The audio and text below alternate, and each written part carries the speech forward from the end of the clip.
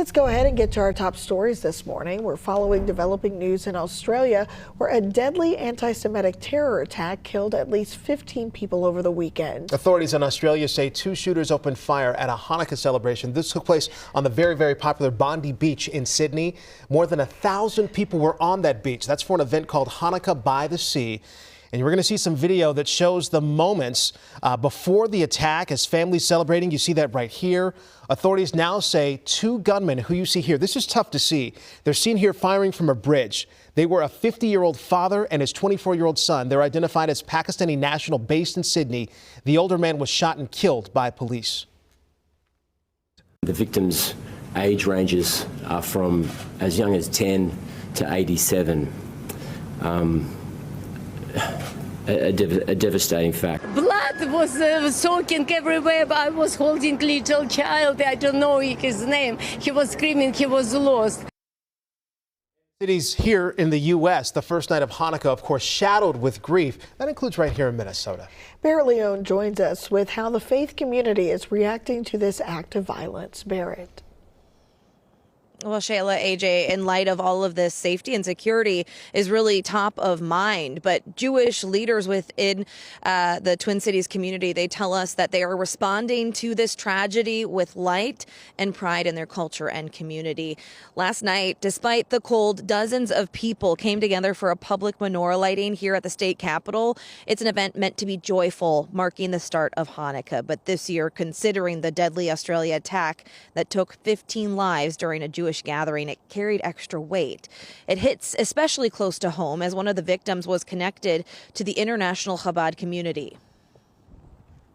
There's certainly a lot of grief and pain at knowing that across the ocean there are Jewish people just like us who are being targeted because they're Jewish at a time that's supposed to be a joyous time.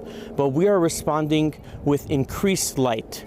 And by showing that they want us to cower and they want us to be afraid, but our response is to live loudly and proudly as Jews. And again, Rabbi Feller tells us that security is top of mind. We did connect with St. Paul Police. They tell us they've been in contact with local synagogues and organizers putting together Jewish events, and they say they will have officers nearby as these celebrations take part across the city. Yeah, as you mentioned, security definitely top of mind right now. Our Barrett Leone live for us in St. Paul. Barrett, thank you. Right now the time is 6:05. Let's get checking with Maria Lesignoli at the live desk because you're following the shocking death of a famed Hollywood director and actor. Yes, that's right. Rob Reiner and his wife Michelle were found dead in their LA home yesterday afternoon. And now their deaths are being investigated as homicides. Reiner's family confirmed their passing in a statement obtained by Variety. The Los Angeles Police Department Robbery Homicide Division says they do not have a suspect yet. They say investigators are speaking to neighbors as part of the probe, but they're not providing further details on the circumstances surrounding their deaths. It's a death investigation. If it's determined to be a crime, we will seek the suspect.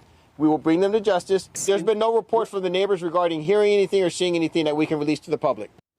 Now, Reiner was known for his role in the sitcom All in the Family before going on to roles in Sleepless in Seattle and The Wolf of Wall Street.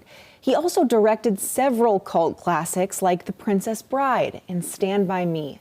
Rob was 78 years old. His wife Michelle was 68. All right, thank you so much. I'm Maria Lesignoli reporting. So we've had a lot of heavy headlines from over the weekend, including a new twist in the investigation into Saturday's deadly shooting. This took place at Brown University. Well, late yesterday, authorities announced the person of interest they had detained has been released. Now, police say they're still searching for whoever is in this video, a person wearing all black, calmly walking away from the scene. This after chaos when authorities say a shooter fired dozens of rounds inside a university building during a final exam review session. 2 people were killed in the attack, and 9 others were hurt. We just heard like 5 shots ring out, and we didn't really know what it was at first. We got out of our seats when we heard a stampede run by, and then some kids went to check the hallway and no one was there, so we ran outside. Police in Providence say they followed an FBI tip that led to that initial person of interest.